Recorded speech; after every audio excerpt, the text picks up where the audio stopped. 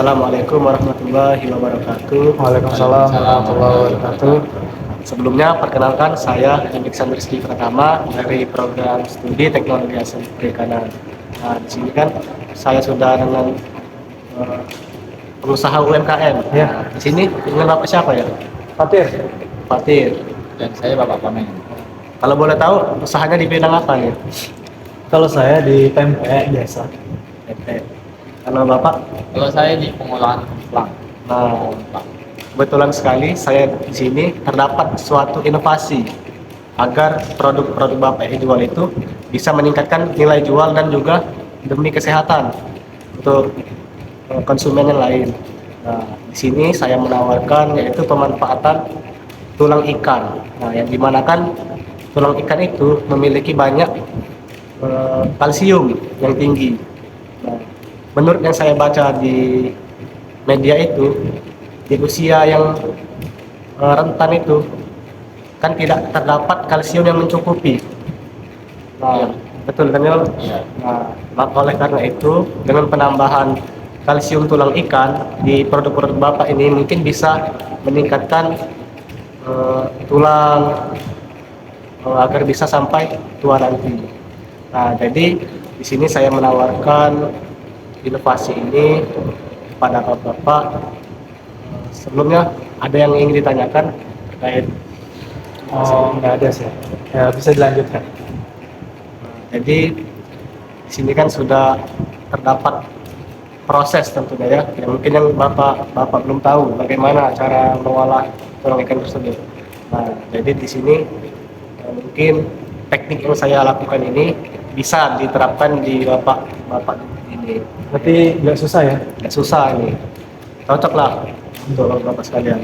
Jadi yang pertama itu untuk menambahkan nilai produk di dalam suatu inovasi, tentu saja kan harus ada kalsiumnya untuk kesehatan bagi kita. Untuk terus itu untuk cara pembuatan itu bagaimana sehingga bisa dimanfaatkan atau bisa disubstitusi ke produk Bapak. Nah, yang pertama itu kan seperti yang kita ketahui, apalagi kan bapak-bapak ini berada di daerah Sumatera.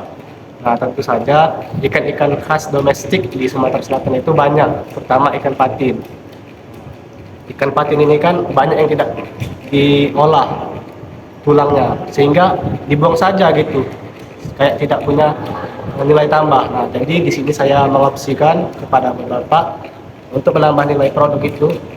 Yang pertama, ikan itu tulang ikan itu dicuci dahulu. Nah, dipisahkan antara darah dan tulang. Nah, sudah dicuci, bapak-bapak bisa rebus tulang itu agar tulang ini lunak. Nah, setelah direbus, tulang itu dijemur kembali. Nah, tujuannya apa dijemur ini? Agar menghilangkan kadar air di produk ini. Nah, setelah kering benar-benar tulang tersebut, bapak-bapak bisa menumbuk atau bahkan bisa menggiling. Bisa menggunakan alat tradisional ataupun bisa menggunakan mixer. Nah, setelah jadi di situ kan terdapat bubuk. Nah, sehingga bubuk inilah yang bisa diterapkan pada bapak untuk sebagai penambahan nilai tambahnya. Bagaimana? Oke. Tapi nggak ada kan alat-alat lab yang digunakan untuk mengolah duri ikan ini, Pak? Masih bisa? Sementara ini tidak ada. Di sini saya mengopsikan yang paling sederhana sebagai nilai tambah produk. Bisa tuh jadi solusi untuk kerupuk kempang saya. Varian baru yaitu tulang ikan. Benar. Dan juga di situ kan mungkin Bapak bisa meningkatkan harga jualnya dikarenakan terdapat kalsium yang tinggi di dalam kerupuk Bapak tersebut.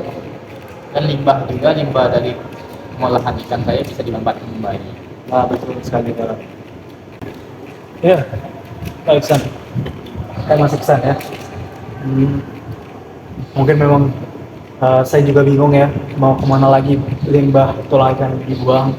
Soalnya memang tidak ada pengetahuan yang saya dalami untuk pengolahan limbah tulang ikan ini. Jadi ketika masuk servis ini melakukan penyuluhan dan memberikan solusi atas permasalahan-permasalahan yang ada.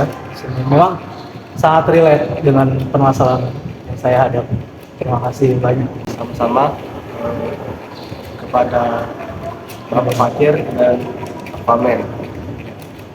Jadi kesimpulannya bisa ditarik kembali, yaitu limbah yang tidak bisa dimanfaatkan bisa menjadi nilai tambah kepada produk bapak-bapak tersebut. Nah, jadi mungkin sekian yang bisa saya sampaikan penyuluhan untuk bapak-bapak di sini. Semoga apa yang saya sampaikan bisa bapak-bapak di sini terapkan di produk-produk bapak agar bisa bernilai tambah. Sekian dari saya akhiri. Wassalamualaikum warahmatullahi wabarakatuh. Waalaikumsalam warahmatullahi wabarakatuh. Terima kasih ya.